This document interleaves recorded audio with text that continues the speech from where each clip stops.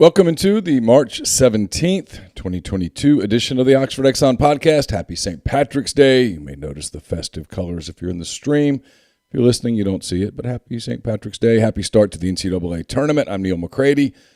I'm with you today for the next hour and a half or so. Chris Lee of Southeastern 14 will join. We'll talk about the NCAA Tournament, which gets going in earnest a little bit later this morning. And we'll also talk SEC baseball, which gets going tonight as well. SEC series, including Ole Miss and Auburn, getting started tonight. Some series start tonight.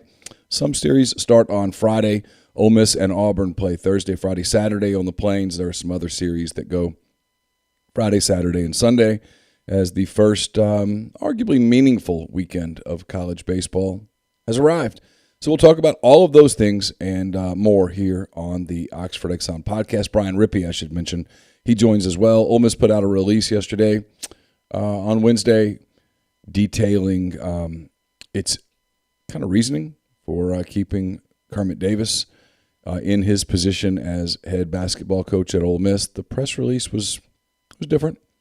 We'll talk about it with Brian. We also will preview the Ole Miss-Auburn series in a little more detail with him. So a lot for you to enjoy, I think, here on this Thursday morning. A podcast that is brought to you by the Oxford Exxon, Highway 6 West in Oxford. Great place to go. Fill up, obviously.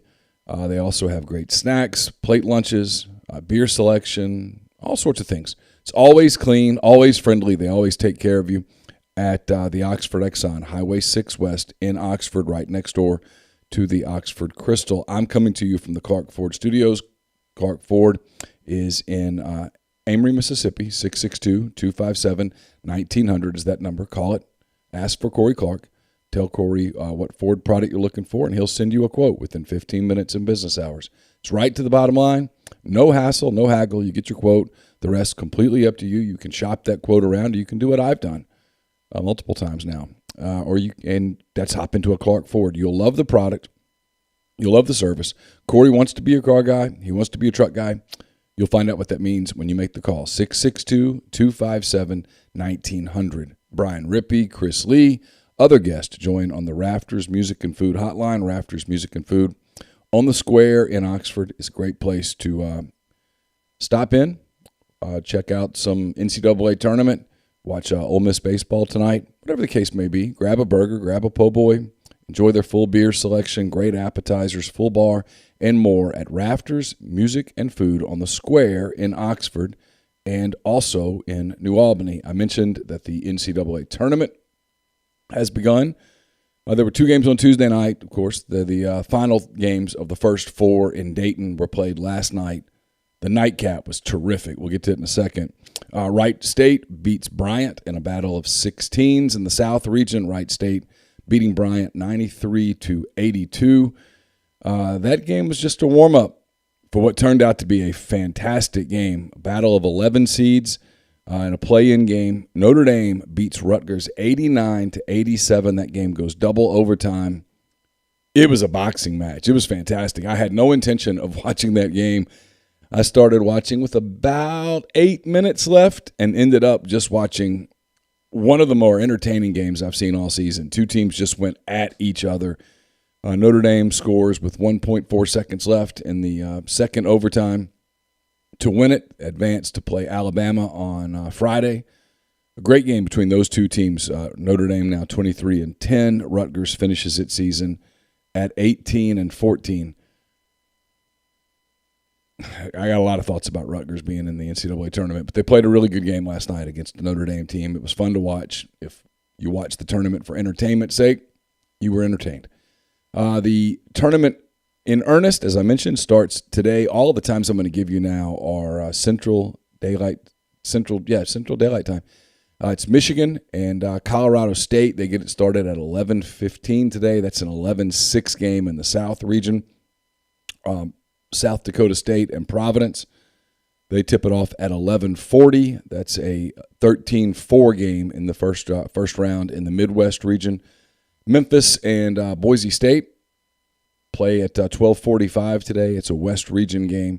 It's a 9-8 game. Memphis the 9, Boise the 8. Your first 16-1 game of the tournament is today at 1 o'clock. Norfolk State and Baylor, they meet in Fort Worth in the East Region first round. Tennessee, after winning the Southeastern Conference Tournament, they open NCAA Tournament play today at 1:45. The third-seeded Vols play against 14-seed Longwood. That game is a South Region game in Indianapolis. At 2:10, you got one of the 5-12 games that a lot of times produce the big upsets. It's Richmond and Iowa. Richmond, the 12, having won the A-10 tournament title last week to get into the tournament. They play Iowa. That game is at 2:10, as I said, in Buffalo at KeyBank Center. That's a Midwest Region first-round game.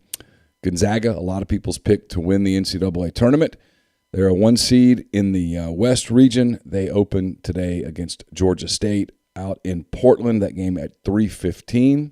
Marquette and North Carolina, a 9-8 game that should be pretty entertaining. An East Region first-round game in Fort Worth. They get started at 3:30 this afternoon. Then there's a little bit of a break until 5:50. New Mexico State and UConn in a 12-5 game. It's a West Region game in Buffalo, which makes no sense that you'd play the West Region in Buffalo, but it's the NCAA tournament. They sort of make up their own rules. A 15-2 game, Kentucky, the 2 seed, having lost in the semifinals of the SEC tournament. They're back at it against 15-seed St. Peter's in Indianapolis today. Kentucky, an 18-point favorite. That game begins at 6:10 p.m. Indiana and St. Mary's. St. Mary's, the 5 out of the WCC. They'll play the Big Ten Hoosiers. Let's see.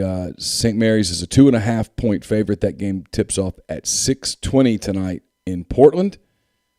7 minutes later, Creighton and San Diego State tip off in a 9-8 game Midwest Region first-round game in Fort Worth.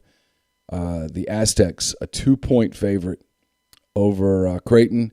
That game, again, at 6:27. That's a Midwest Region game. Then the late games at 8:20, 13-seed Vermont, 4-seed Arkansas.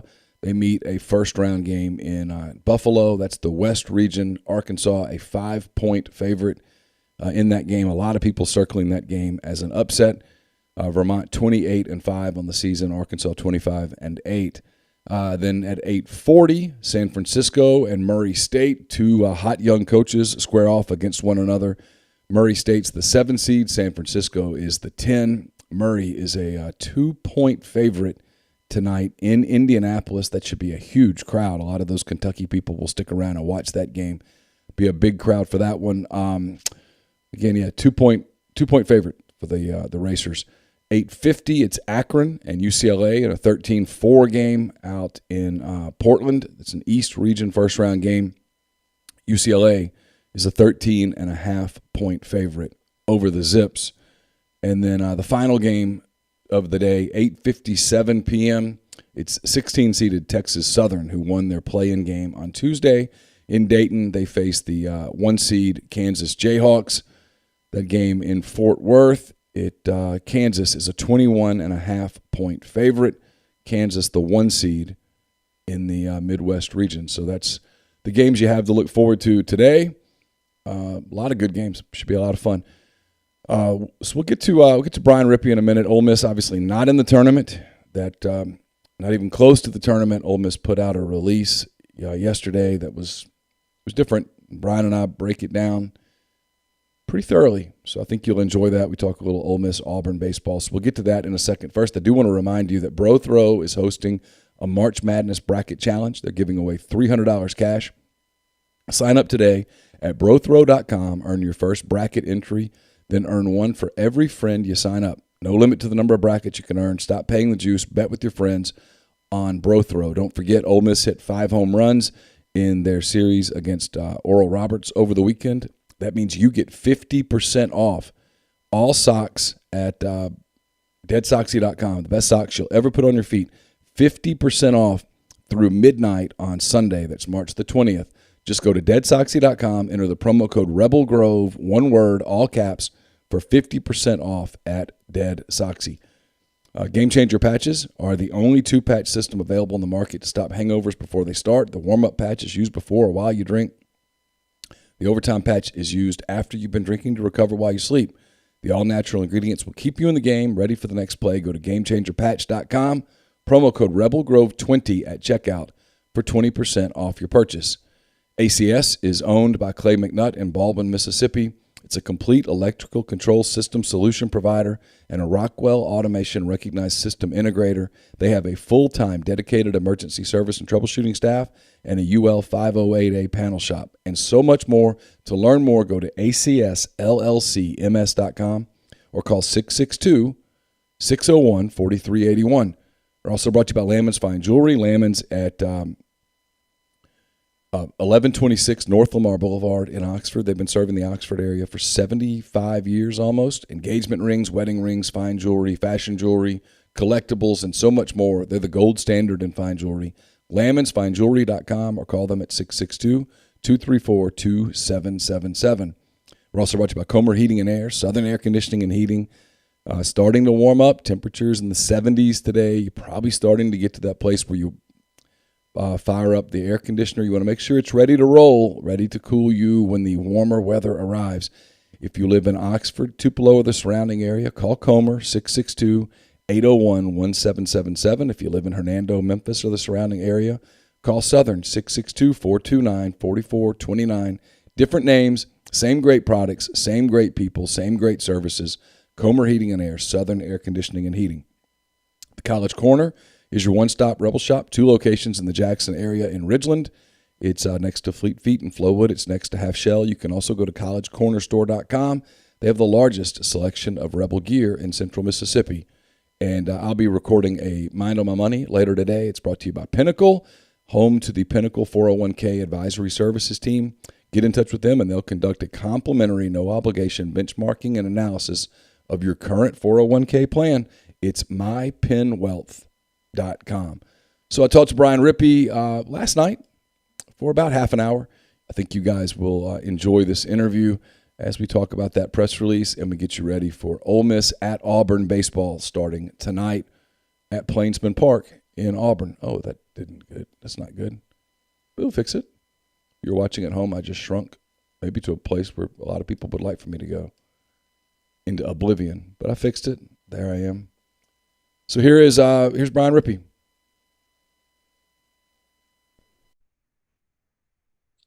Brian Rippee, you probably know him from rebelgrove.com, MPW Digital, Rippy Writes, all that stuff. He's kind enough to spend some time with us this evening. We're taping this on Wednesday night. You'll see it on Thursday on this here Oxford Exxon Podcast. Brian, how are you?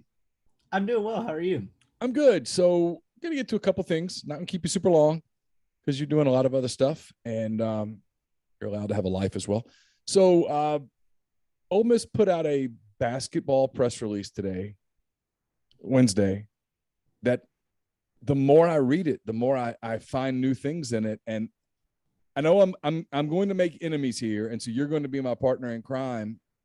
But, you know, we do hand raise guys most Thursday nights. And hand raise guys, Brian, was based on the idea that in any kind of a meeting, there needs to be a guy in the back or a girl in the back. It doesn't have to be a guy, a person in the back who just every so often has the freedom to raise his or her hand and say, I'm just saying, I don't want to offend anybody. Before we put this out into the ether for the public consumption, we might want to change a word. And then that person can be vetoed. It's cool. That's their job. That's all they do. They sit in the back of the room, hand raise guy, and go, a thought. And hand raise guy would have been, or girl, would have been really busy on this press release. Oh, yes. You know, you talk about changing a word. I think the hand raised person, to be politically correct, would have said, hey, how about let's delete a couple paragraphs? Maybe let's stop after the top quote. I'm with you on this one. What we got this as we record this on a Wednesday evening. I was sitting at the office. It was a slow day in the grease industry, and I got this about 11:45, and I got about 3 or 4 paragraphs in, and I was like, Wow. Wow. There is a lot going on here, and none of it is good. Y'all might be onto something with this hand raise guy concept, because there's just, to me, there is no way that someone who didn't write this or was just not, careful or whatever the case may be, there's no way someone carefully and neutrally read over this and thought, yep, this is the winner. Let's go with this. So let's read through it. Okay. Carter Davis focused on future of Ole Miss basketball. So far, okay. Oxford, Mississippi. As Ole Miss's 2021-2022 men's basketball campaign comes to a close, the program's leadership is already shifting its focus to next season and beyond. The Rebels finished the slate with a 13-19 record, marking just their third losing season in the last 16 years. Okay.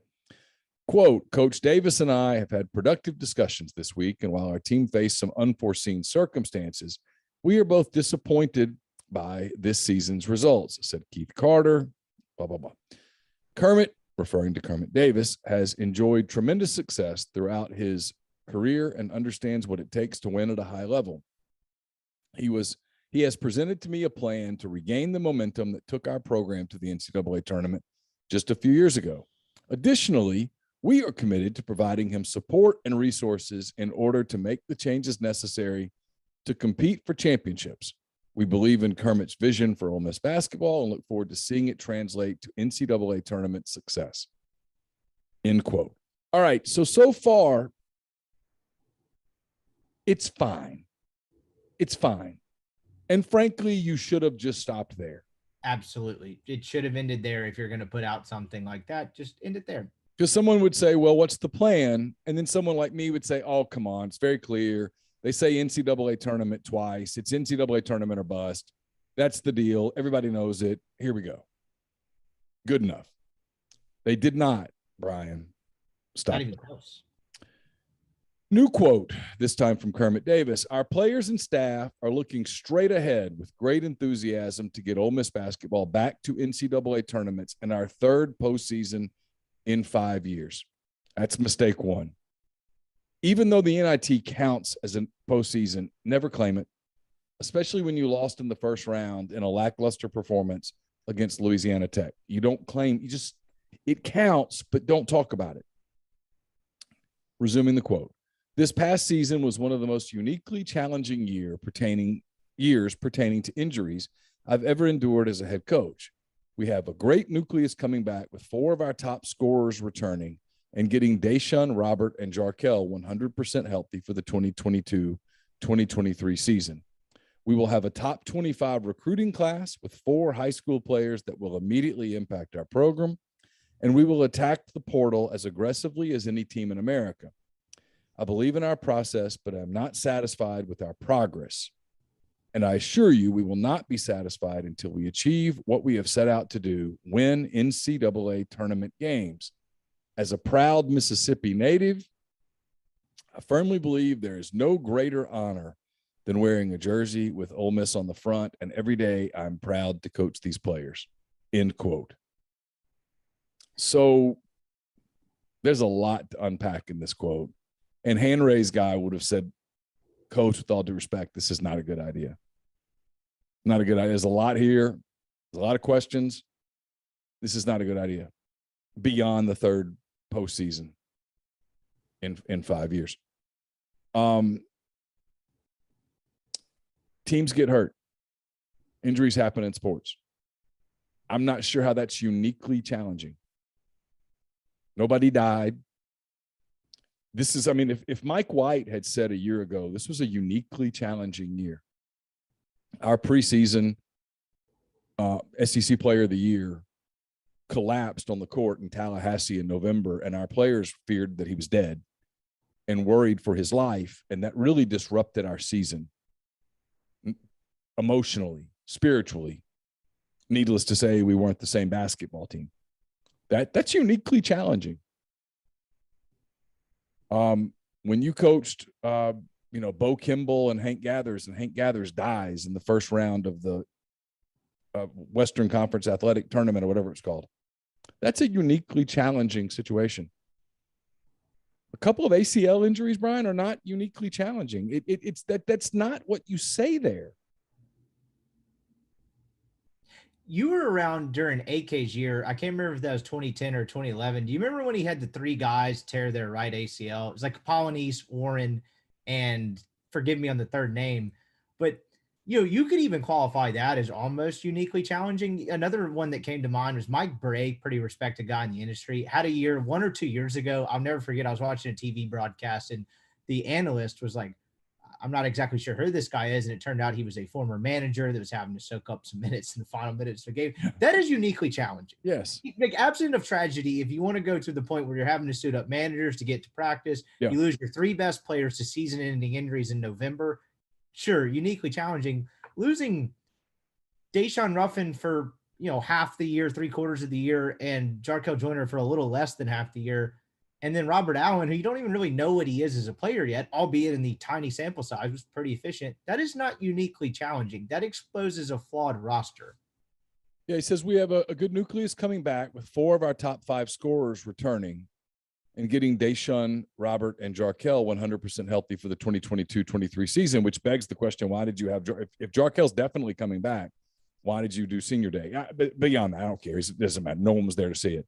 That's true. We'll have a top 25 recruiting class with 4 high school players. They're not ranked top 25 in and I'm not picking here, but I'm doing what someone should have done in that room and said, Coach, which outlet has you ranked in the top 25 in recruiting? And now by selling these 4 guys as these 4 guys are part of this recruiting class that's going to have, quote, immediately impact our program. When they don't, it now begs the question, did you misevaluate these players? And you now have to ask that.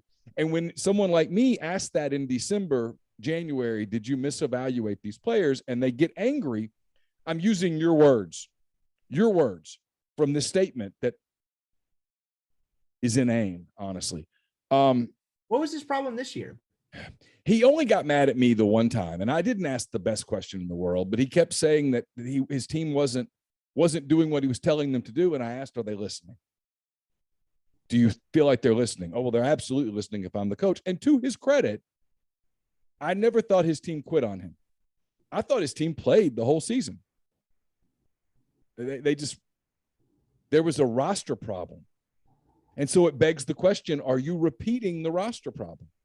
Because you had this end of your bench with 4 freshmen, 1 who got hurt, and 3 who couldn't play, and they couldn't play. Let's be real. If they could have played, they would have played. If they could have been effective, they would have played more. When they did play, they weren't very effective, with the slight exception of James White, who did not play in Tampa, and no one's even asked why. It's my understanding that something happened discipline-wise in Tampa that led to him not playing in the game against Missouri. Regardless, you didn't get anything effective out of the end of your bench, and so you signed 4 guys in an era that's transfer portal heavy, and now you're coming back and you're going to sign 4 more guys, and it begs the question, well, can they play? And in this statement, he puts it out there that, yes, they can play. 4 high school players that will immediately impact our program. The only way you could interpret that is that means they're going to play.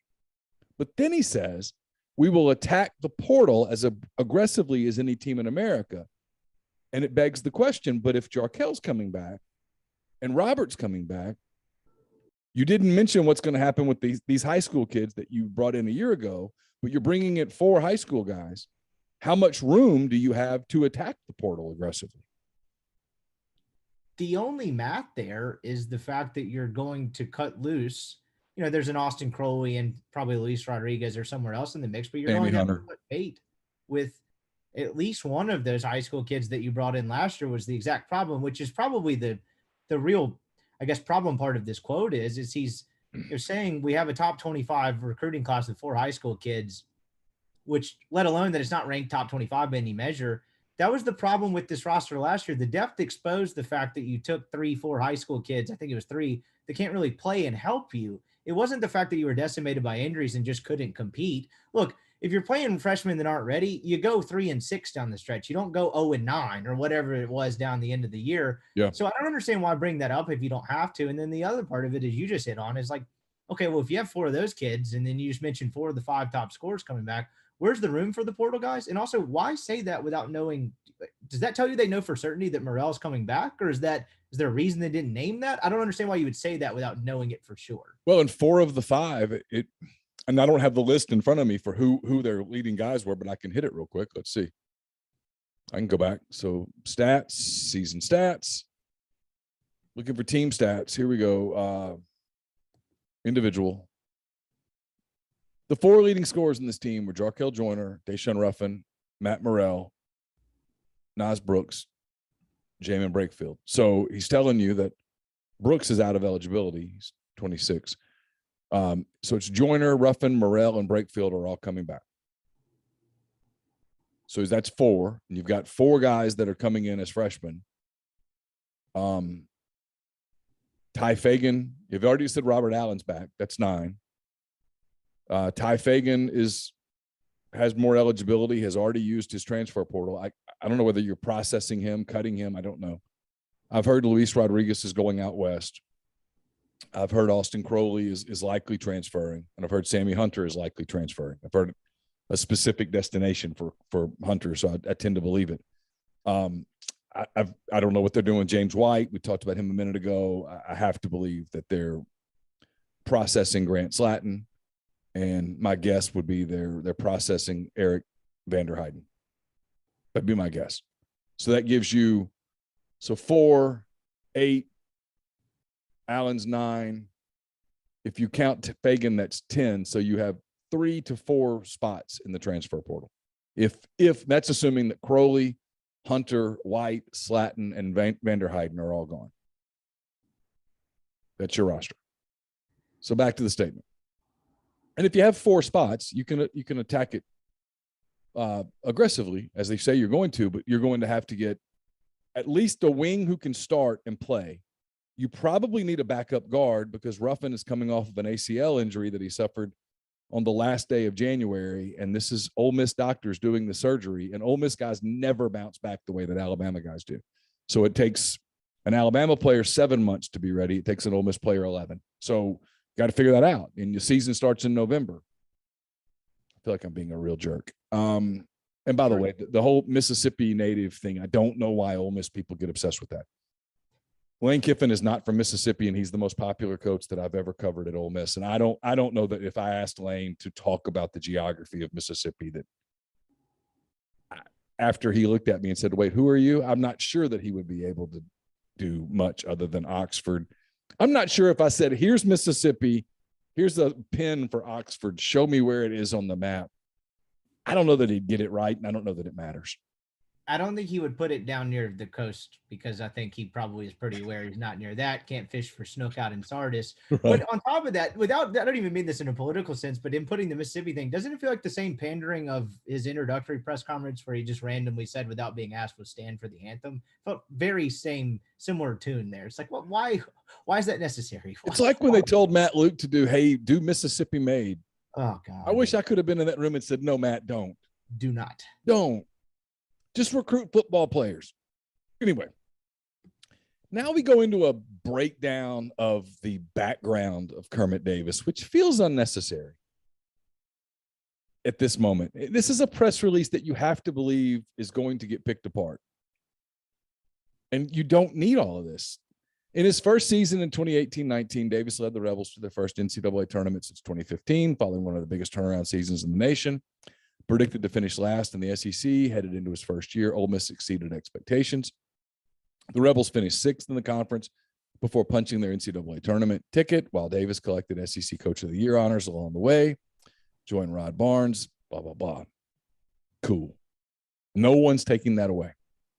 Davis's squad narrowly missed the NCAA tournament in 2021 and received an NIT bid, despite being the final Power 5 team to start their season due to a COVID-19 outbreak within the program. The Rebels went on to lead the SEC in scoring defense, win 10 of the final 13 games, and earn a number 1 seed in the NIT. Ole Miss finished the season 3-0 against ranked teams, including 2 victories. It's all good. Okay. It's fine. It's not necessary. It skips over the middle season where they went 6-12 in the league and lost on the first game of the SEC tournament. We skipped that. Davis's, let's see, that Davis's squad, I already got that. Let's see. That winning streak against ranked teams extended into this past season when the Rebels tied an overall program record with their 4th consecutive top 25 win after beating number 18 Memphis. Ole Miss had an additional top 25 victory over number 25 LSU. In addition to, and this is where I just can't believe that someone didn't go, don't. In addition to narrow defeats in hard-fought battles at number 18 Tennessee, the loss in overtime, versus number 4 Auburn, a loss at home by 9, and at Kentucky, a loss by 11. In total, the Rebels lost 5 games to net top 50 teams by 10 or fewer points.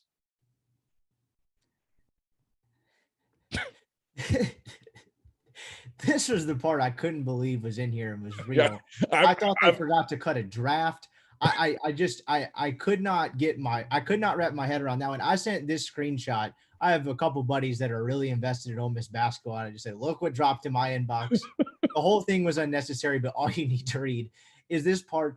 We could take this a number of different ways. I don't know where to start. If you would say we're being jerks here. If you want to be as nice as possible, he did go to Tennessee with a shorthanded roster and they battled.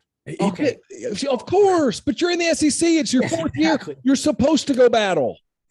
But the last 2 being a 9 and 11 point defeat, followed by the absolute money one of the 5 top 50 losses by 10 points or less. Who is that for? What are you saying? I went to ULM. If ULM put this out, I'd be like, yeah, good for you guys. Right? You're teaching, but good for you. But I'd say good for you guys. I mean, like you pet a Labrador retriever when he brings you his toy every morning. You're like, hey, you know what? That's an accomplishment. He went and got his toy and he brought it to you. He wants you to see it. You say, hey, look at that. That's really cool. But this is an SEC program. This is not, hey, we only lost by 11 to Kentucky. Okay. We only lost by 9 to Auburn. Hey, we took Tennessee to overtime. I mean, what's the standard? It feels like Houston Nutt that day. Wasn't no 49-10, was it, Neal? Well, son of a bitch, Houston, are you claiming a moral victory here in year 4 because you played Arkansas close? I mean, what is that standard? I mean, this is setting the stage for we're going to be super defensive. And one of 2 things is going to happen. You're either going to win and you're going to be like, see, told you, proved you guys wrong. We don't play. Or it's not going to work and it's going to be this miserable experience at which you've made it worse with this. There were a couple of paragraphs in here that you could have done. You could have just held a simple press conference and said, hey, we've got to be better. We know we have to be better. Yeah, we have some things that happen, but you know what? We're not going to do excuses. The truth is we've just got to be better. Our roster wasn't built the way it needs to be built. And the bottom line is we have to fix the way we build our rosters. Cool. I'm still in just disbelief in all of that. I don't understand what you're saying. What are you saying by that? It's like the NFL thing a little bit of like, hey, we lost it. You have so many teams that come out and there's usually a report from some hometown beat reporter. If they lost this many 1-score games, like that's the NFL. Like that 70% of games are decided by 1 score. Like at least it plays. This one doesn't even play. I just don't understand who that's for and what you're saying. Like, what is the standard? Like you played a bunch of top 50 teams and didn't lose by double digits. What? A first-year coach taking over. A first-year coach taking over a program and they play a bunch of close games and everybody's going, boy, I tell you what, man, you better get them now. They're coming. I get that, but this is something I would have raised my hand and said, this sounds so defensive. We really sound like we're offended that we're having to put this out. The day, so in all of this, I don't want to go the whole like moral high ground of like lack of personal accountability, but is there any part from like Kermit Davis that comes of this past season was unacceptable? It's a lot of injuries. We played close games. We're going to have a top 25 recruiting class. There is no, what should have been in the statement, right? We talked about what should and shouldn't have been in it. You could have gotten away with the top 4 paragraphs. I argued with a friend of mine today. It was like, one, saying nothing would have been better than a couple of those paragraphs we went through. We should have said we haven't even gotten to one of them. yeah, and it's the I guess the part of, like, if you are going to say something, whether it's a press conference or just a press release, just say, hey, this year is unacceptable. We know we have to change this. We believe this is the guy to fix it. And then have some quote from Kermit that's, hey, I realize this is not the standard. We're going to fix this. I'm about to work my ass off. Yeah. None of it's in there. Yeah. And then excuse me. It's emblematic of his press conferences of dumping kids under the bus. It reminds me of that Dom deal from, remember in 2019 where they drew up that terrible play at Arkansas where they could have won the game. He did this to Matthew Morrell, and I brought it back in the newsletter, where Dom catches it like 75 feet from the basket. Dude's double teamed, and Kermit just goes, I don't know why the center didn't hand it off. First time in 20 years running it. It's like, I remember that play now. I remember that play now.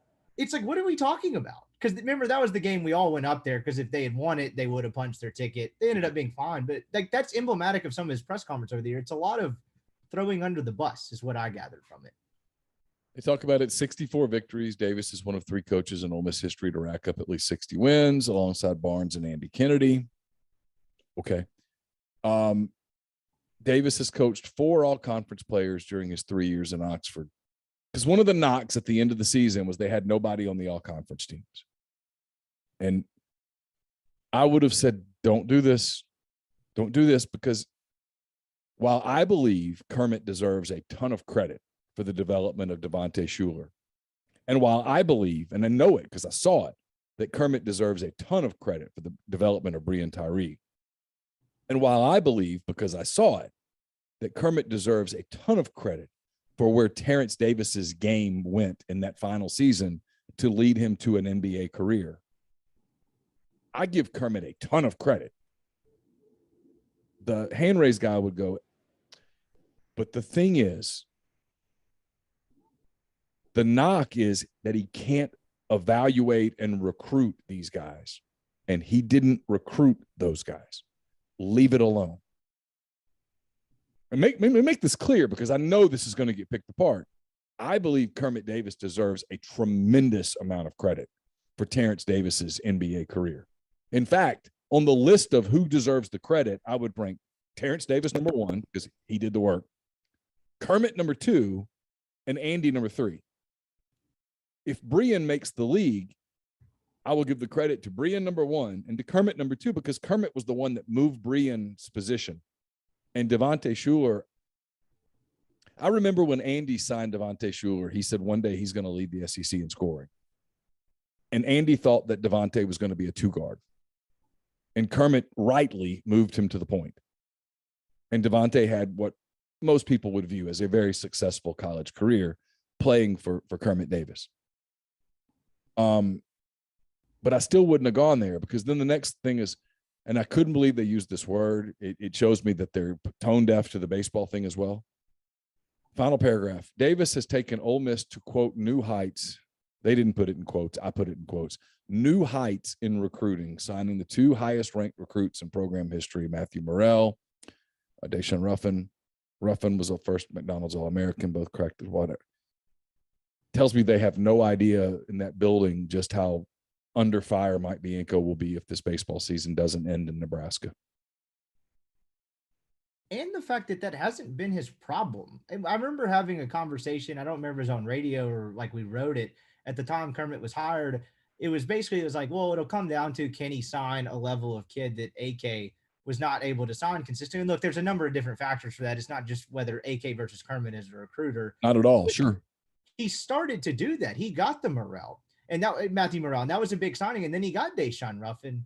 So that hasn't been his problem, the marquee kid. It's how he built the roster around them has been the issue. And then to take credit for 3 kids being all SEC that he didn't recruit, but like you mentioned, deserves a wild amount of credit for developing, which, if you wanted to make the case of him getting it turned around, if he actually finds players, he knows how to put them in positions to win. He's been good with it. His problem has been the roster building around it. And so they just opened up a bunch of can of worms that they didn't need to go there. This needed to be shortened to the point, and they just started going, as you put it, very defensive and getting into a lot of areas that didn't make any sense, contradictory, and honestly just sounded defensive.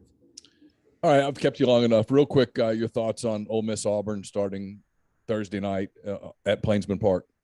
fascinating series. Auburn is they haven't really, kind of like Ole Miss, they haven't really played anyone dealing with one of the pitcher injuries, but the two guys they are starting, Ole Miss saw last year, they did hit both of them pretty well. Not a place that Ole Miss has played pretty well, but I hate to say this about an early March series, but it feels weirdly important. Ole Miss not playing very well right now, dealing with a couple injuries.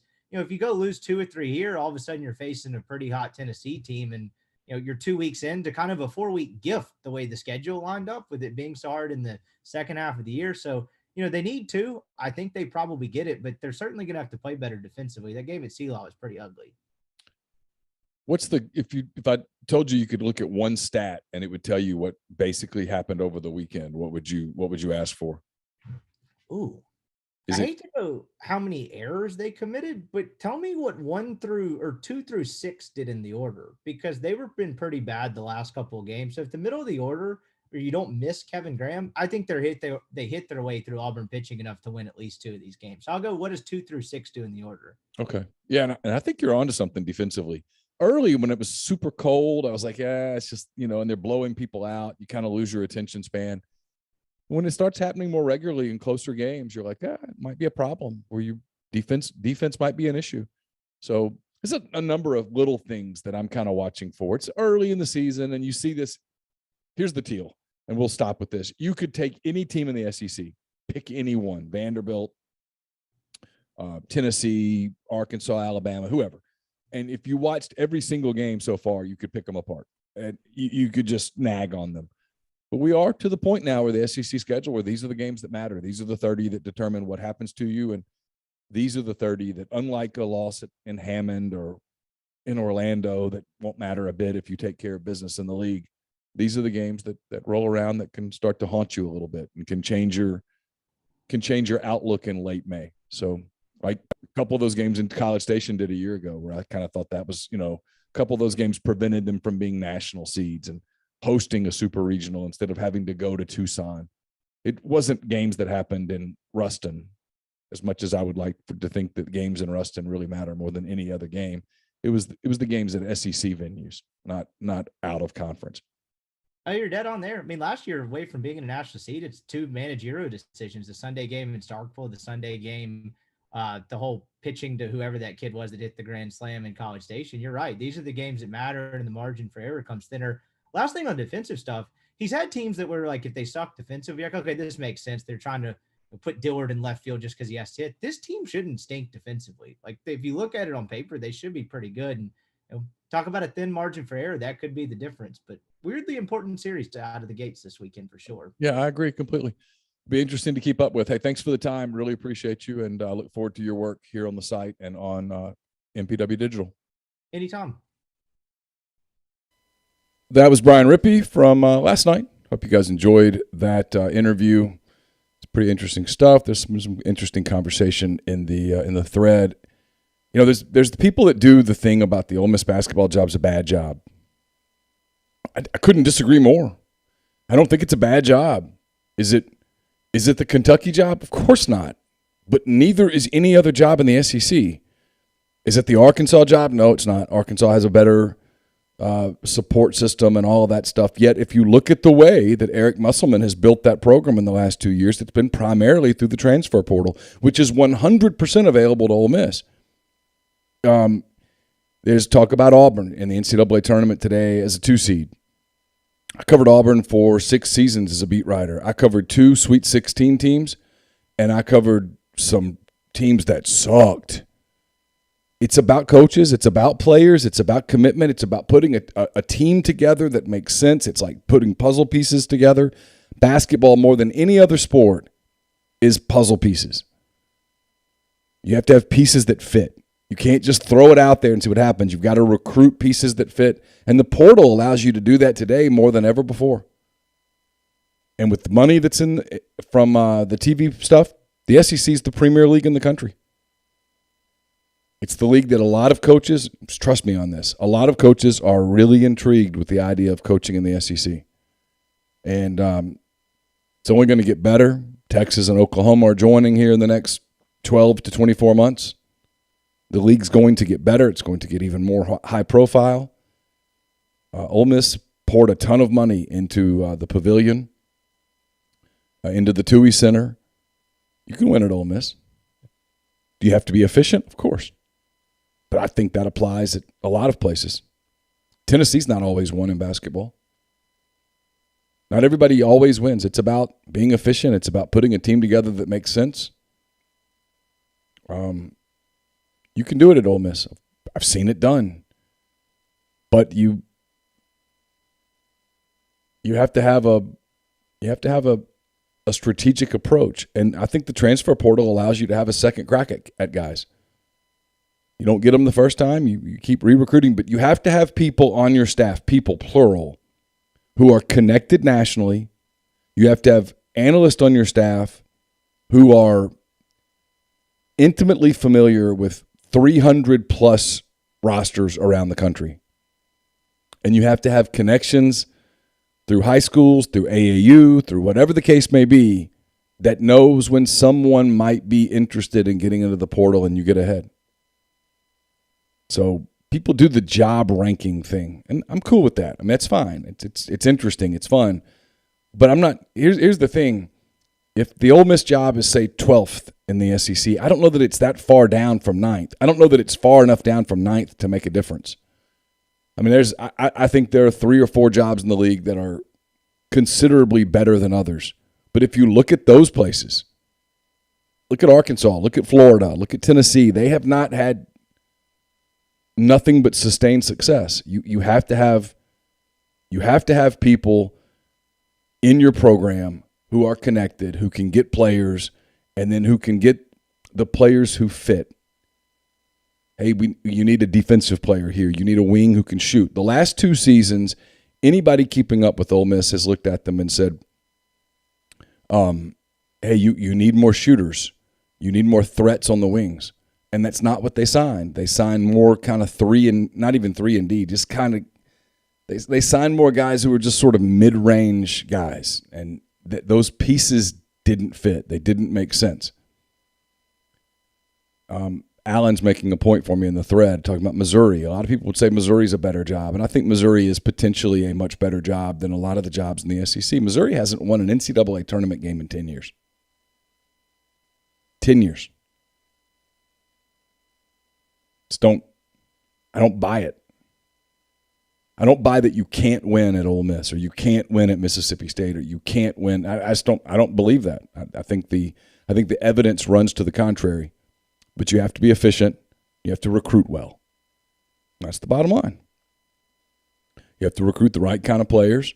And frankly, with NIL and the transfer portal, it's easier to do that now than it was 10 years ago, 15 years ago, whatever time frame you want to use. The podcast is brought to you by John Edwards of Regency Travel Incorporated in Memphis. John's part of Virtuoso. It's a worldwide network of travel partners that allows John to supply his clients with added values, unique benefits, simply not available to other travelers. Get in touch with John at 901-494-3387 or jedwards@regencytravel.net. We're also brought to you by Opa, Oxford's newest restaurant on the historic square. Gyros, wraps, kebabs, redfish, lamb chops, handcrafted cocktails, frozen libations, candlelit patio, and more. 306 South Lamar, just south of the Square Courthouse in Oxford. We're also brought to you by Grenada Nissan. If you're in the market for a Nissan vehicle, Grenada Nissan's the place to go. They've got a complete selection of new and previously owned Nissan vehicles, great lease deals as well. It's GrenadaNissanUSA.com. Yesterday I did a audio mailbag here on the podcast feed. It's brought to you by Whitney McNutt, Tommy Morgan Incorporated Realtors, serving you for all of your real estate needs in Oxford and Tupelo. Whitney sells condos, land, commercial, and residential family homes, and you can reach her at 662-567-2573 or 662-842-3844.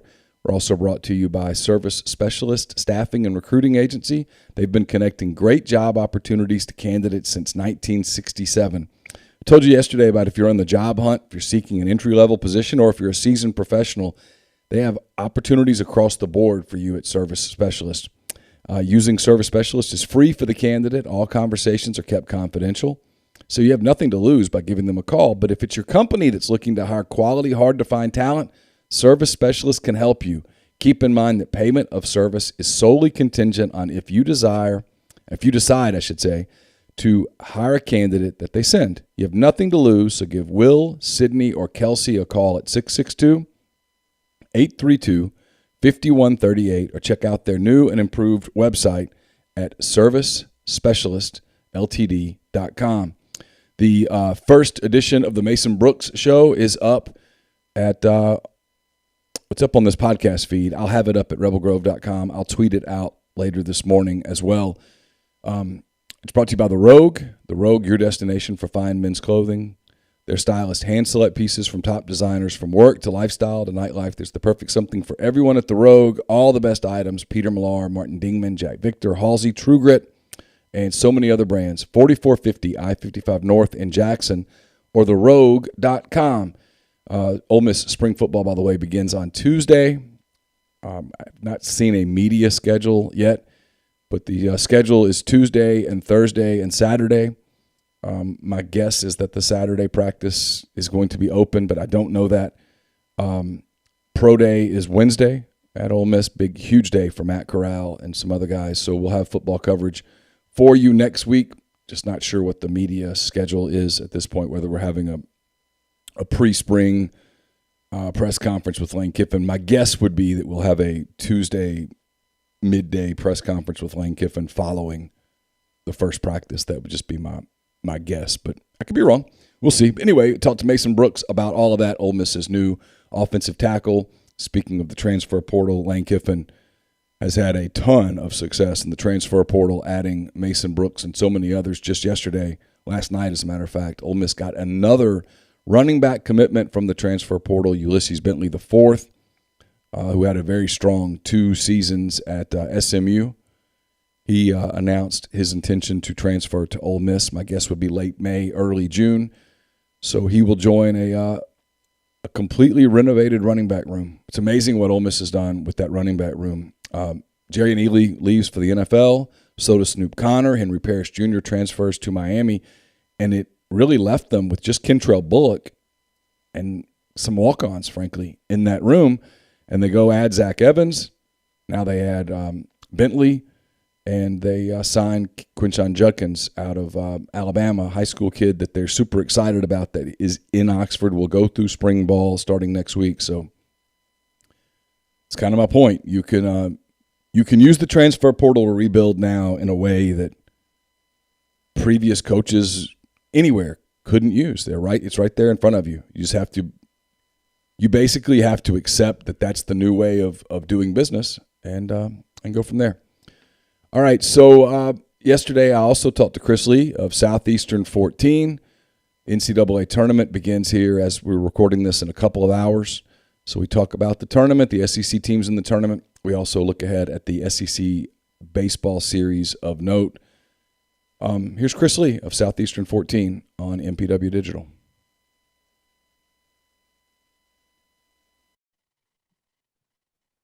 Chris Lee of Southeastern 14, bandysports.com, kind enough to spend some time with us here.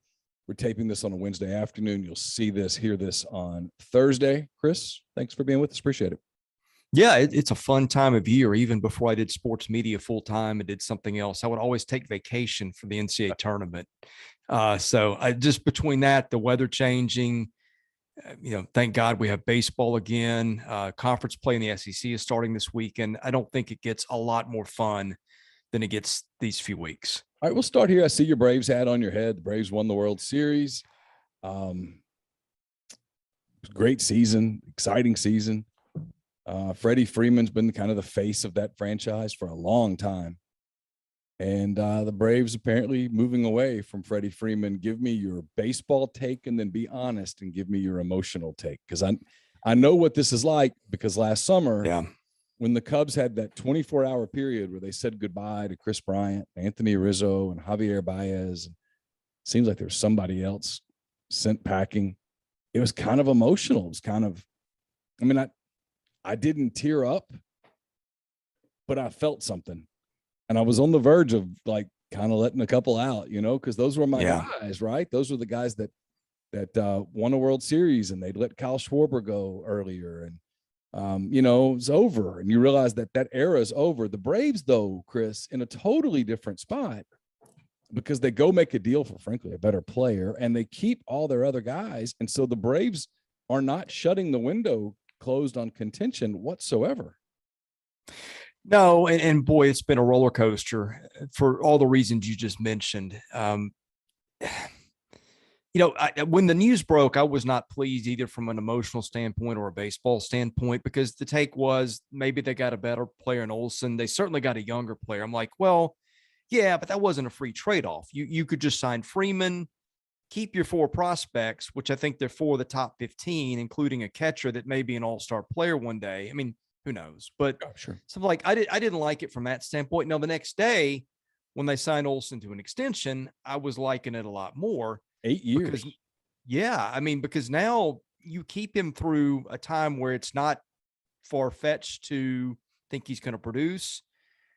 That eases the sting of the prospects a bit. And Freeman, I have some connections there to the Braves a little bit through a roundabout way. And I think they made him a fair offer. I think Freddie was probably still a little upset that the Braves dragged their feet on this a couple of years, which to me is inexcusable. And I don't know. They're owned by Liberty Media. I wonder if sometimes there's a disconnect between the business and the heart. And I get it. It's a business, right? Sure. But you don't. And when I hear people make the hard take that it's a business, I'm like, well, wait a minute. If these guys are just robots, then you don't sell jerseys. You don't get fans in the stands. You can't engender loyalty that way. So I'm still, while I'm miffed at the way the Braves handled it, and I feel like if they just done it differently a couple of years ago, maybe we never have this conversation. And look, to me, that's one of these things that, like, I think if I'm in the stadium the first time he comes to Atlanta or watching on TV and takes an at bat, I'll probably get a little misty eyed watching it and thinking of what he meant. And I'm thinking, man, I hope one day when he's 38 and at the tail end, and the Braves need that 24th, 25th guy to round out their roster, there's a spot for him. But yeah, that'll sting. But getting Olson made me feel so much better. And they signed Eddie Rosario today too, which really lifted my mood. Yeah, it's kind of how I am with Anthony Rizzo. Like, as we tape this on Wednesday, Rizzo's just signed an extension with the Yankees or a new deal with the Yankees. And I've had some people, including you, be like, hey, you okay? And I'm good. That was over. Like last year, when Chris Bryant came back with the Giants, I stood up in my own living room and applauded. Yeah. Thank you. But it's over. I didn't want them to keep Javier Baez. Javier Baez is not going to age well. And I'd rather just have the memories. I'd rather look back on that 2016 and go, man, they were awesome. That was great. Yeah. And not have to watch them age where I'm yelling at them for striking out 4 times. And it's a young man's game. And if you can get younger and extend your window, you have to do it. And I think the Braves are better today than they were had they extended Freeman. That's me. I'm a big fan of Alex Anthopoulos. I think what they did with locking up Albies and Acuna a few years ago was genius. That's the way organizations are moving now. You saw the Rays do that with Wander Franco. That's the way this game is going. I think once you're 32, 33, and you saw that in the negotiations, right? You could see the players were concerned about that kind of thing. Baseball's increasingly a younger man's game, and it's going to be interesting to see how these contracts are structured going forward. But I think you're starting to see some of it already with the youth movement. All right, let's dive into the SEC tournament. It's over. Tennessee won. Congrats to the Vols. Let's dive into the NCAA tournament. Speaking of Tennessee, they're the 3 seed in the South. I'm going to start in the South just because that's the page I'm on. I got Tennessee as the 3. I'm looking for SEC connections. That's it. That's all I see. Tennessee is the 3. UAB's the 12. Former Ole Miss coach Andy Kennedy at UAB. I've got Tennessee winning this regional. Am I just recency bias here, or is Tennessee tremendously undersold as a 3? Yeah, I was just beside myself in terms of where the committee seated Tennessee. I just didn't think it was fair. I thought they were a clear 2. I thought they were the best 2, but where they are now, I mean, look, the tournament's about your draw as much as anything, right? And I think if you put Tennessee in the Midwest, I'm picking Tennessee. I've gone back and forth on picking them to win this regional. This year they play two teams here that have already beaten them. One's Villanova and one's Arizona. I'm sorry, they beat Arizona, and that was in Knoxville. Yeah. But they've already played two teams, one of which beat them. And that was Rick Barnes years ago. I mean, those were so early in the season. You're a different team because with them, not to interrupt you, your train of thought, but Kennedy Chandler did not become the player that they recruited him to be until late January. Yeah. Early February. Zakai Ziegler's a better, bigger part of their offense. Sure. They've had a post injury. They adjusted to that. I think they're really good. I think their Final Four good. The thing that bothers me is this is where Rick Barnes has always stumped his toe. Other than having Kevin Durant, he's never gotten to the Final Four. They are really, really good year in and year out. Arizona's playing so well in the top half of that bracket. Between that and the Villanova rematch, I think it's going to be tough, but it's not impossible. I think earlier in the week I was leaning to taking Tennessee there, but I'm leaning a little bit more Arizona as we get closer. A lot of people doing let's find our upset in this. There are a lot of people are doing the 12-5 upset with UAB over Houston. I'd love for it to happen. Andy's a buddy. Houston's just so big and athletic. I wonder if they can take Jelly Walker kind of away enough to make UAB struggle to score. It's kind of what I'm a little concerned about. And then the game that I look at a little bit is I like what Lamont Paris did at Chattanooga. They've got a nice team. They're veteran. They can score in a lot of different ways. They're kind of gritty. That's that 13-4 upset that we usually get one of every so often. And I like it a lot. I don't see Longwood's not beating Tennessee. Delaware's not beating Nova. The 7-10s, Ohio State, Loyola, Chicago, that could be interesting. The 6-11 is Michigan, Colorado State. I don't know. Medved at Colorado State's done a really good job. Yeah. And then 8-9s are not upsets. I think the one that my eye catches is Chattanooga over Illinois for some reason. Yeah, that catches me too. I mean, Chattanooga's got Silvio D'Souza, who was at Kansas. You don't usually see a program like that with a good big that had been at a place like that. I mean, their guards are good. I think that one and Houston UAB are going to be fascinating. In fact, I don't pick a ton of upsets, but I've tentatively got UAB in the Sweet 16 and Chattanooga winning over Illinois just because it's going to happen somewhere. Yeah. And I could face plan on that one, but Houston. Okay, Neal, riddle me this. Have you looked at Houston's computer numbers? I have not. Okay. Take a look at them. They're top 5 in everything. They're without 2 of their best 4 players. They didn't beat anybody of consequence outside of Memphis, other than they beat SMU, I think, once. I cannot explain how they are where. I know it's margin of victory, but even looking at that, like there's a limit on, okay, you beat a bunch of bad teams and beat them badly. I don't know how that goes to top 5, but there's a disconnect for me because when they played anybody, they didn't win. That's not a knock on them, right? Great coach. Yeah. They've got UAB's going to get after that ass now. I mean, UAB's got players and they play, they're going to attack. I mean, that's what they do. They to the point of some point they're reckless about it, but they've got some players. The Jemison, the big man, is a good player. KJ Buffin can be a good player. The other guard, not Walker, but is it Ertl? I think is his name. Sounds right. He'll light you up for 20 some odd because AK gives his guards freedom and they attack. I mean, that's what they do. So that'll be fun. It's not to get derailed much because we don't have a ton of time. Buzz Williams said that after their win on Monday night or Tuesday night, whenever that was, Tuesday night in the NIT. He gave a very emotional, well thought out he wrote it out ahead of time so that he wouldn't say something irrational. And something that he said is exactly right, I think. And that is, we get these computer numbers all year and we do them. Hey, so-and-so's net is, I think it's time to make that completely transparent. Like, what the hell are you looking at? What gets you in? What doesn't get you in? How do you justify Rutgers in over Texas A&M, for example? I mean, help me understand that. And everyone who does this thing with A&M and, well, they shouldn't have lost 8 in a row or whatever. Yeah, but their collective body of work is better than a lot of the teams that are in this tournament. Yeah. On at-larges. Everything Buzz Williams said on Tuesday was, in my opinion, dead on. Was Buzz the guy? I don't remember who said this. Somebody said, they ought to have a press conference with reporters in the selection committee afterwards. Absolutely. Ask them this. And I'm like, that's dead on. Absolutely. Here's what number they should do. Here's what they should do. Ahead. And they have these NCAA lackeys that are in the media. You know who I'm talking about. There's a handful. Yeah. So do this. Go, all right, here's the deal.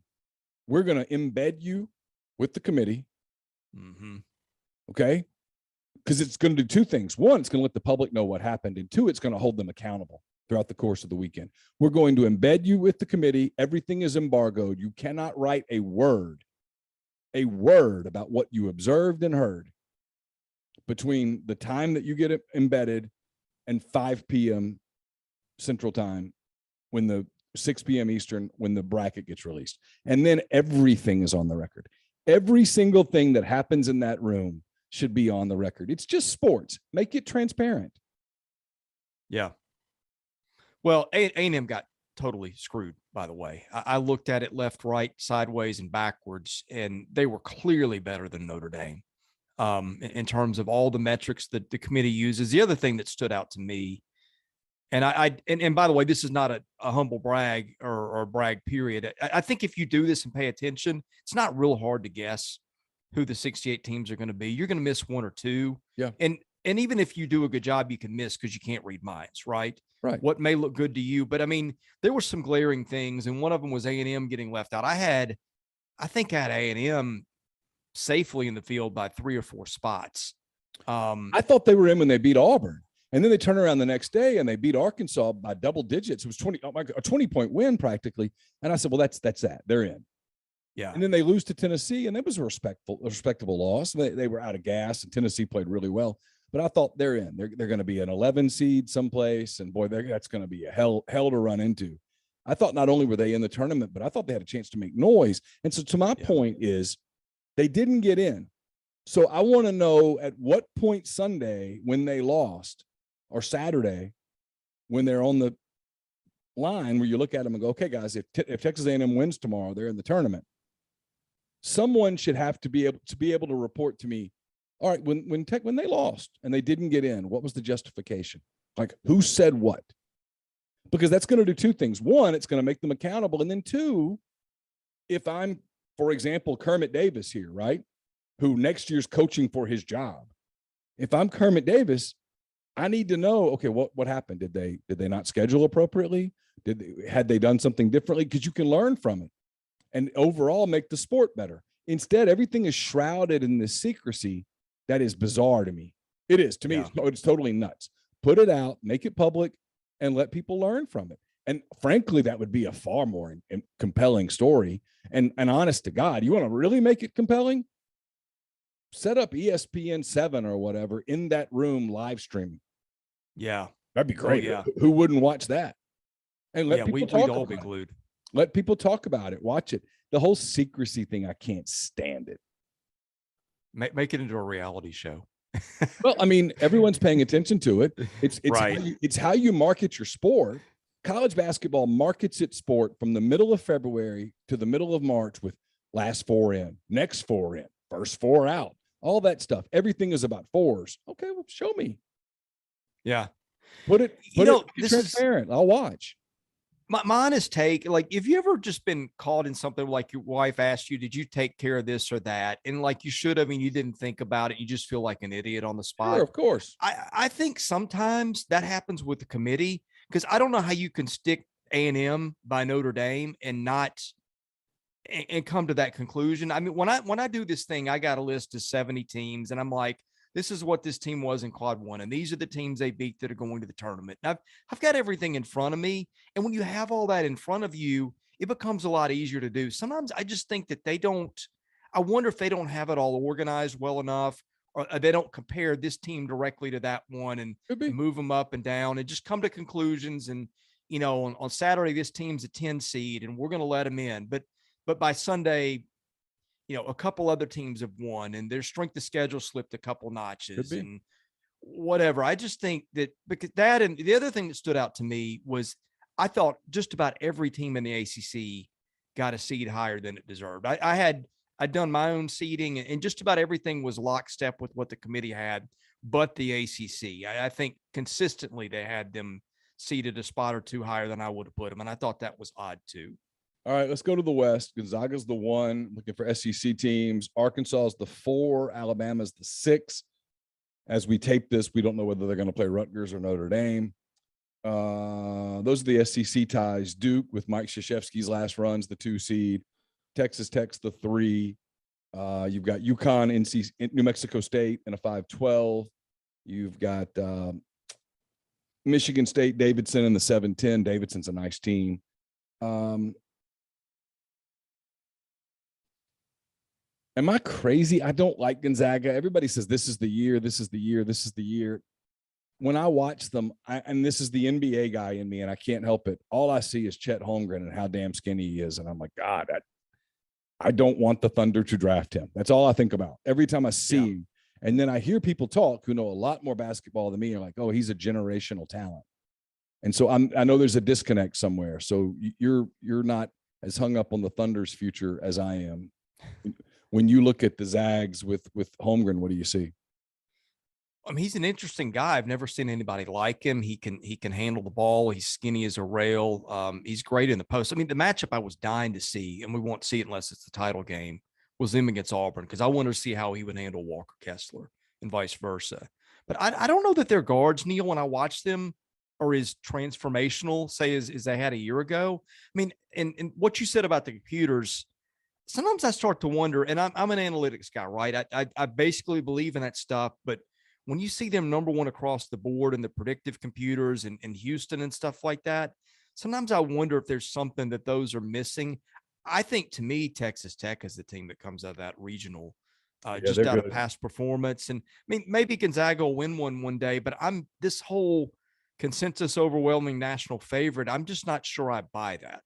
How far do you have Arkansas going? I've got them going a couple, but I'm worried they don't get any, because that match up with Vermont is a challenge. Scary. Yeah. Have you looked at how well they shoot? Yeah, Vermont can really, they can shoot you out of a building. What's interesting about Arkansas is when they're on, they play high defense. I want to see how the game gets called, because Arkansas has benefited from SEC officiating where they let it become a football game. If they call it really tight, I worry about Arkansas in foul trouble with Note, who has a tendency to get in foul trouble. Jalen Williams has been better about avoiding foul trouble as of late, but that was an issue for him for much of the season. And they don't have a ton of depth. Now, if they let them play, Arkansas is underrated defensively, and they can hurt you defensively. And if they get out on you and get some plays in transition and Note gets hot, they'll be too much for Vermont. Here's the crazy thing. I think Vermont could beat Arkansas, but if Arkansas survives it, I think Arkansas could go to the Elite Eight. Yeah.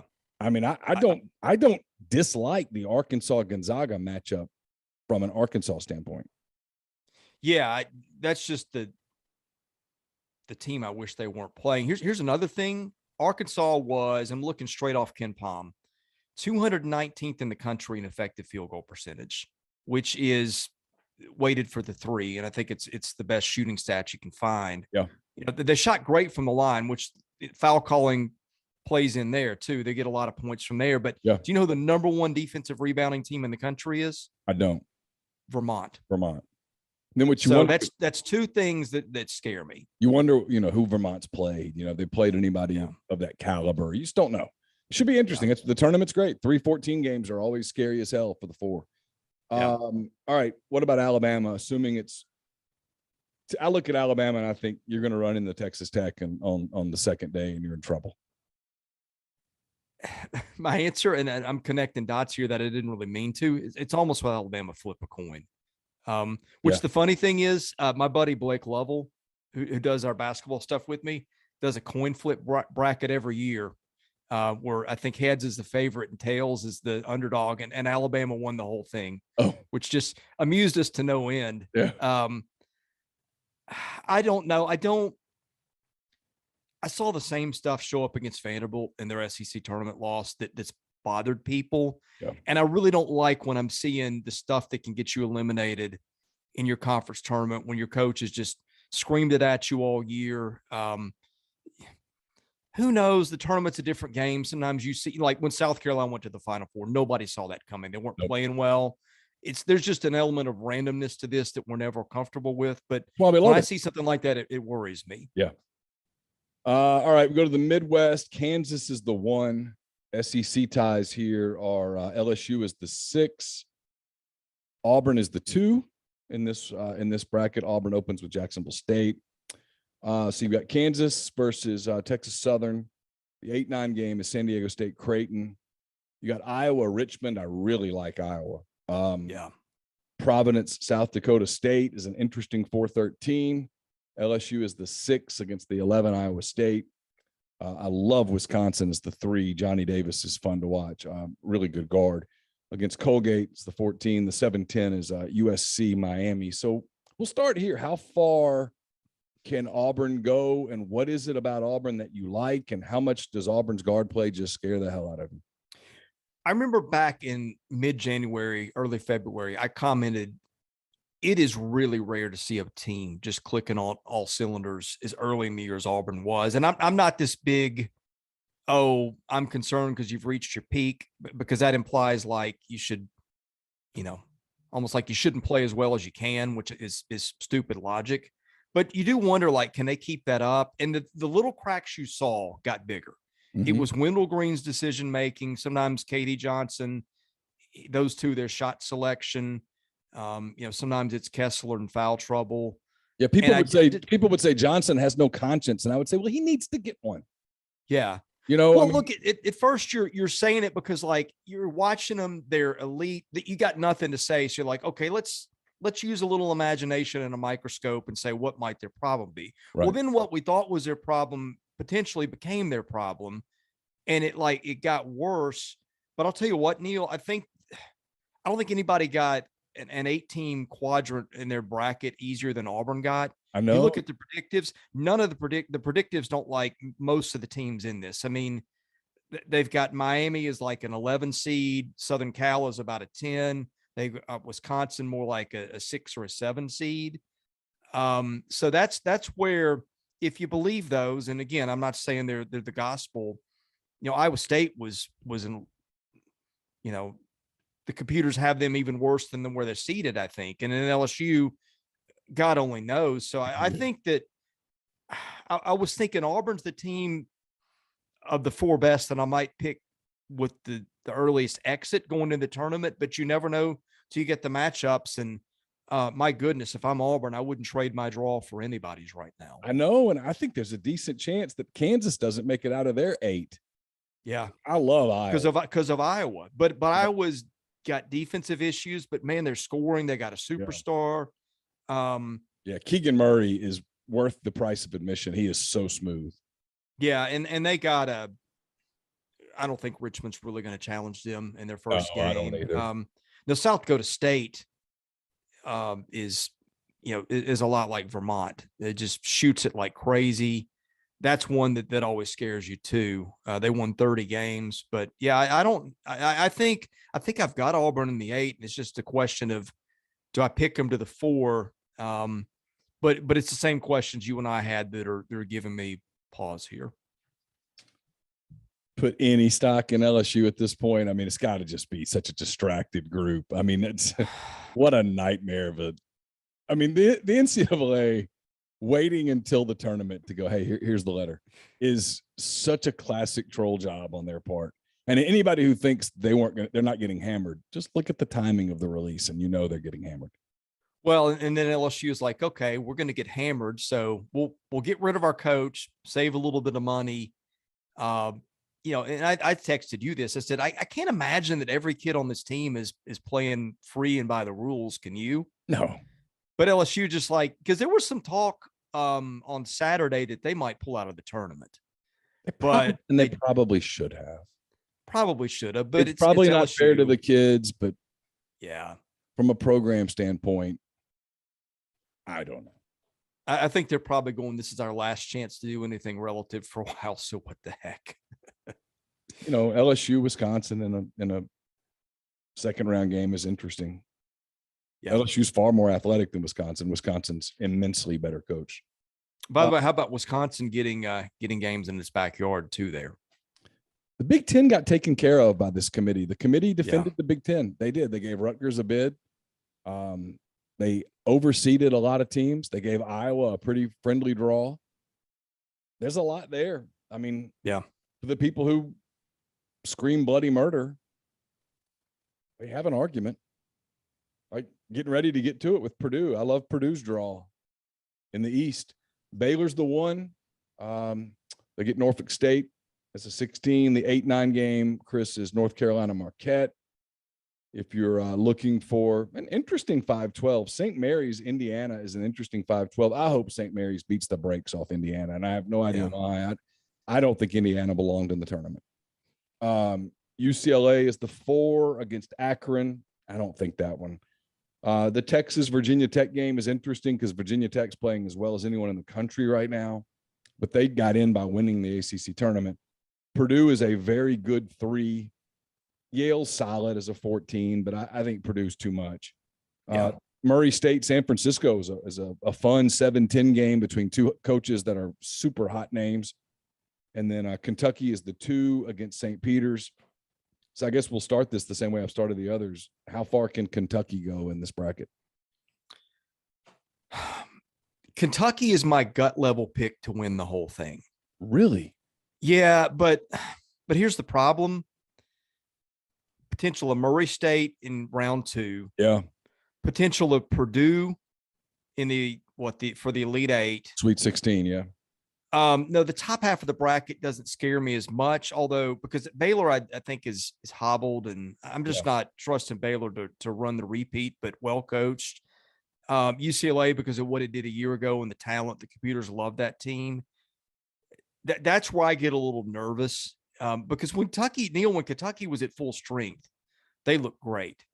And even when they weren't, they had parts they don't normally use that they could play. And they made it interesting. Now, I didn't like the way they looked against Tennessee, and maybe that's a harbinger. But just the guard play, they got 3-point guards basically if they need them. They got a rebounding machine inside. They got Kellen Grady, who I think got underused in terms of shots at times, but he stays on the floor. He doesn't make mistakes. He's probably the best 3-point shooter in the league. I just think there's a lot of things there. They got a coach who's been there and won it. Yep. They got the McDonald's All-Americans. They were AP top 10 or whatever, the thing that's so important. But it's the draw. I mean, there's a lot of teams in this region that could come out and win the whole thing. And other than St. Peter's, I don't think they got an easy path probably wherever you turn. No, I look forward to a Kentucky-Purdue matchup because I want to watch Jaden Ivey against Kentucky because he's electric. And I watched a lot of Big Ten. I made fun of it a minute ago, but the top of the Big Ten was really good. All right. So here's another one for you. Everybody's kind of just looked past Texas, but Chris Beard's done okay in tournaments. Well, and they've gotten better as this year's gone along. Yeah. They've played better. And you're right. He's a very good tournament coach. A Texas-Purdue second-round game is worth watching. Texas is just going to have its hand. What you don't know with Virginia Tech is, did they leave it all in the ACC tournament or do they carry that momentum forward? Because they were really good in the ACC tournament. I mean, they were legit. And then, I don't know, then they beat up on Duke, but Duke got beat up a lot kind of late. So I want Duke to lose as early as possible. I don't want the whole tournament to be about Krzyzewski. Yeah, that's one that's hard to know what to do with because they got 5 first-rounders or so on the team. They didn't play well. 3 guys that are top 16 picks. I'll tell you this: they're more of a 4 seed than they are 2, based on track record. Agreed. That was egregious. But yeah, I mean, I think the left side of the bracket is a lot tougher than the right. So who do you have in you got Kentucky winning the whole thing? I think so. I haven't made up my mind, but that was my gut before the tournament. I don't like the matchups, but that's going to be the case for anybody. If you're Purdue, you can say the same thing. If you're Baylor, you can say the same thing, and somebody's coming out of there. Yeah, I don't even know what I've got. I think I've got the only ones I feel good. I've got Tennessee in the Final Four. I think I've got Texas Tech in the Final Four. I think I've got Iowa in the Final Four. And then I think I've got Kentucky in the Final Four. Yeah, I think we're really close on that. I think all the teams that you've got there, I might at least put in the Elite Eight. Iowa, Kansas will be fascinating for a number of reasons. And I feel like the tournament's harder to pick than it, and I feel like it's increasingly gotten that way. Maybe it's because they've done a better job with seeding and being aware of the computers, but I used to feel like I could look at this and know pretty well where I wanted to go. I look at this now, I just get more confused every year. I think it's two things. One, the game got a little older because of the COVID year. Yeah. And so the older teams are a little more mature. And then the teams at the top of the rankings, none of them just blow you away. I mean, you don't look at any of them and go, oh boy, like Baylor. You don't look at Baylor and go, they can't lose. You look at Baylor and go, they could lose. Man, I look at Gonzaga and think they could lose. Auburn could lose, yet Auburn could win. And then you have teams like Iowa at 5 that you're like, yeah, they got a good draw, and who knows? And I don't know. Tennessee at 3. And there's probably some recency bias there because I watched them a lot in the last half of the season, and I just thought they looked really good. And yet, at the same time, there's a thing that sticks out with me about Tennessee that I want to see what happens in the tournament. They led Arkansas by 25 points at home on senior day and damn near lost. Yeah. And I just think, boy, if you get squirrely like that in the tournament, a lot of times you get bit. So we'll see. Yeah. Tournament's fun. That's what makes it fun, is that there's probably 10 teams in the tournament that could win the whole thing. And that's a big number. Here's the thing, from the 4-13s down, and maybe even a stray 3-14 here, there, I just think Colgate, Wisconsin would be the 3-14. I just think these games are going to be so much fun to watch, and there just weren't a lot of easy picks for me. No, well, I mean, Arkansas is a great example of that. Like we said, I mean, I think we both are kind of picking Vermont to beat Arkansas. And yet, if Arkansas survives, I think they could make a really deep run. I mean, I'm not going to pick. I'm going to pick Arkansas probably to win a couple, but I'm just nervous about it. And like, if you swap Auburn and Arkansas, I might have Arkansas winning the whole Midwest. But that's not how it panned out. Yeah, Arkansas. If you gave Arkansas Auburn's draw, they would. What's interesting is if you gave Auburn Arkansas's draw, you'd be scared for Auburn.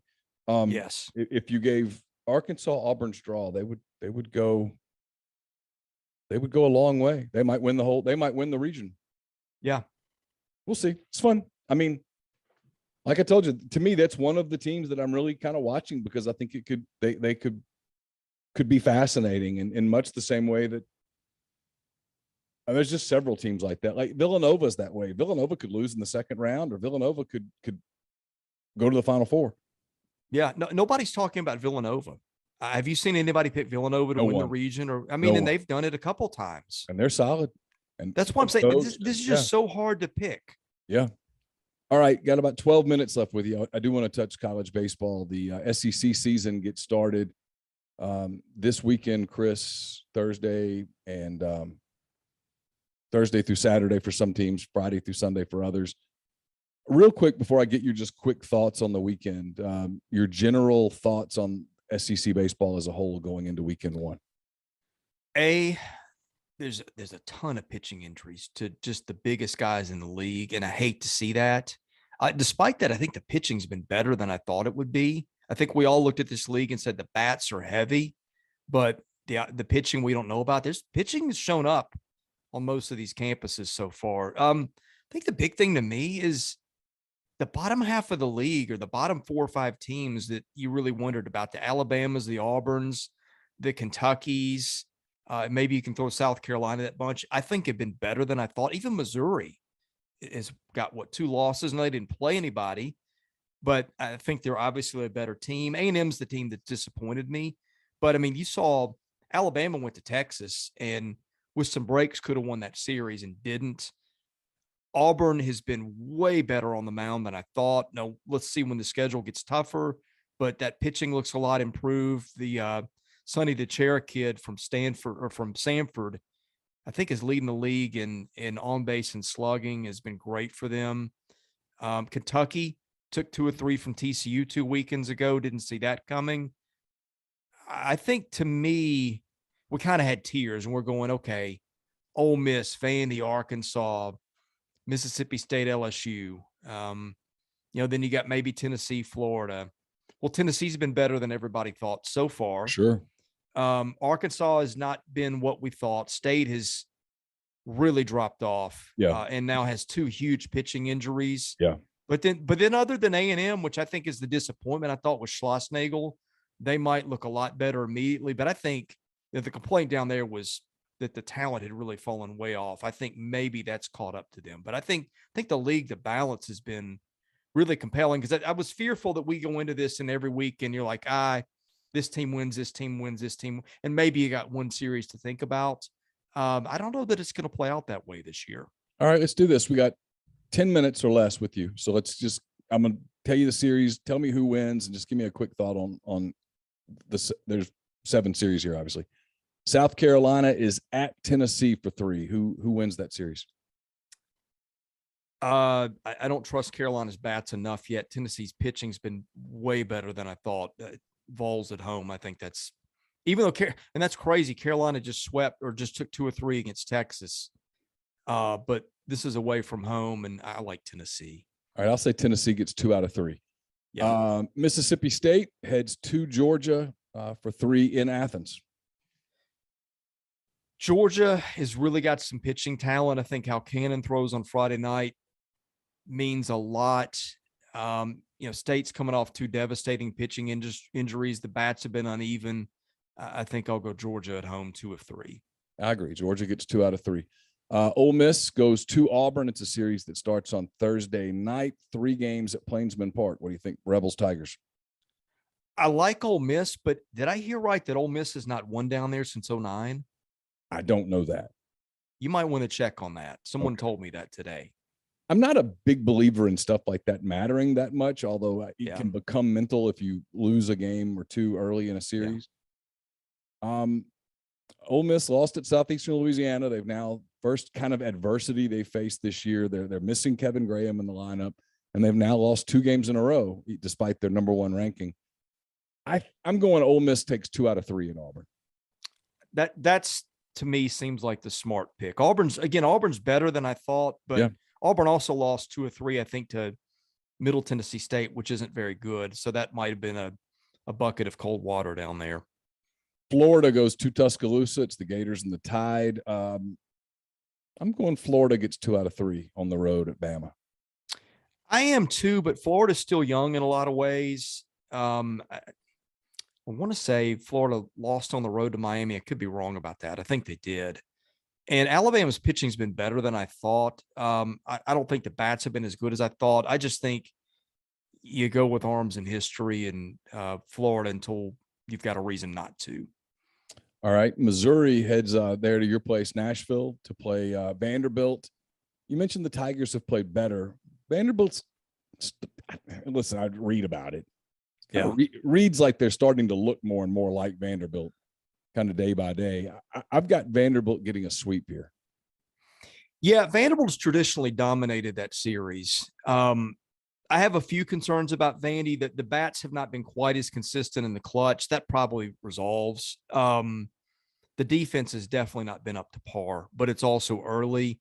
I'm a little worried about them behind the plate throwing out runners, and Missouri will run. But boy, last year Vandy was, you got about 5 guys and then, oh crap. This year they got 12 or 13 that can really throw. The pitching's been better than I thought it would. And I think that's going to be huge for them this year. Yeah. The pitching's overall not as good.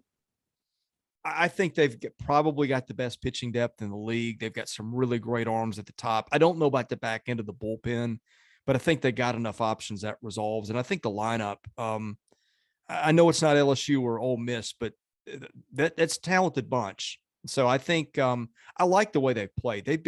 They lost 2 or 3 at Oklahoma State to start the year, but that could have easily flipped. And they've won 13 in a row since, including they got one against Michigan last night. So I think, I think it would be a huge stunner if Missouri won a couple in this. One might be doable, but I wouldn't pick it right now for Missouri. Okay, you mentioned LSU a minute ago. They're at home to open the SEC season against Texas A&M. So 3 in Baton Rouge, Aggies and the Tigers. I'll pick LSU, Chris, to get 2 out of 3. Yeah, A&M is arguably the worst team in the league to this point. Arguably, I'm still not sold on Missouri despite the record, but A&M has not taken the step I thought, and LSU at home with those bats, they'll win that. And then the final one, Kentucky opens the SEC season in Fayetteville against Arkansas. The Hogs have had some Friday night struggles, if you will, with their pitching after Paulette went out with the injury.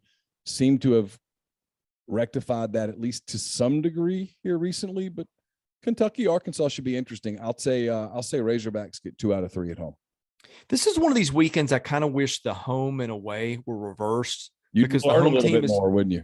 Yeah, because I think if that's at Kentucky, I might give Kentucky a fighting chance. But at Arkansas, Kentucky's given up 109 runs. That's by far the worst in the league. Now, they can really hit this year. I don't know how that carries on against, better pitching, but Arkansas just has not been what I thought it would be in terms of how good it looks. But that may be slowly starting to get a little better. I think you're hard-pressed to go anything but Arkansas, but a sweep might be too much. That's what I think too. The only sweep I've got is the Vanderbilt sweep. I think everything else is 2 out of 3, which might be a glimpse into what the league's going to look like over the course of the year, where you've got a bunch of 15 and 15, 16 and 14 type of teams, and everybody arguing about who should or shouldn't host and all of that stuff, where the league beats itself up. But I don't know, we'll see. It's awfully early. It's what I said on the Oxford Exxon podcast the other day, and I'm certainly not the baseball expert at our site, but I don't read anything into a lot of these non-SEC losses in the midweek early. I just whatever. I know they matter, but at the same time, I don't think they do. Chris, you've been generous with your time as always. I certainly appreciate you spending some time with us. Hope you enjoy the tournament and have a great weekend. Same to you. Thanks so much. That was Chris Lee from yesterday. Always appreciate his time here on the show. It's a show that is also brought to you by Bell & Grove.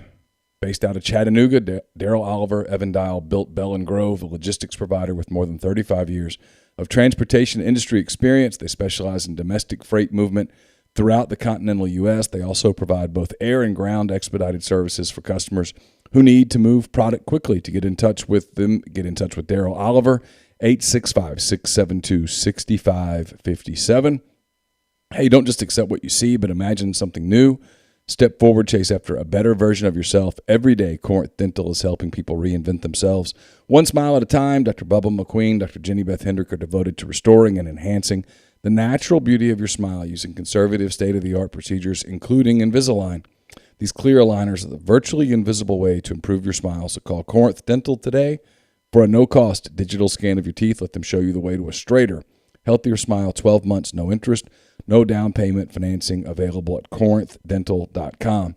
And we're brought to you by Southern Traditions Farm. It's a 68-acre, 32-stall, upscale equestrian training and boarding facility in Canton, Mississippi. 2 sand rings, a grass ring, miles of wooded trails, a lot to be offered at Southern Traditions. Horseback riding offerings, from beginner lessons to buying your first horse, competing at nationally recognized competitions. There's a lot going on there. If you're interested in lessons, boarding, or sales, get in touch with Bowers Cone. That's BOWERSCONE, 1, at gmail.com, or message Southern Traditions Farm on Facebook or Instagram at Southern Traditions Farm. So that does it for this Thursday edition of the Oxford Exxon Podcast. Again, thanks to Brian Rippee, thanks to Chris Lee, thanks to everybody in the thread for making us a part of your day, a part of your week. Don't know what the rest of the schedule is for this week. No Thursday night show tonight because Ole Miss is playing Auburn in baseball. We'll have coverage of that at rebelgrove.com. Don't forget the Mason Brooks show will be up a little bit later as well. The audio is a little sketchy in some spots. We'll get that fixed. it was the first time, and Mason was in a big room on a Zoom, and a lot of times that the bigger the room, the more the audio just kind of bounces around, and it wasn't perfect, but you can hear him. And we'll get that fixed before football season, when we'll be visiting with him every single week on the Mason Brooks Show, brought to you by The Rogue. So, again, thanks to Brian, thanks to Chris, thanks to everybody for making us a part of your week. We'll talk to you soon with another edition of the Oxford Exxon Podcast. Until then, I'm Neal McCready. Take care.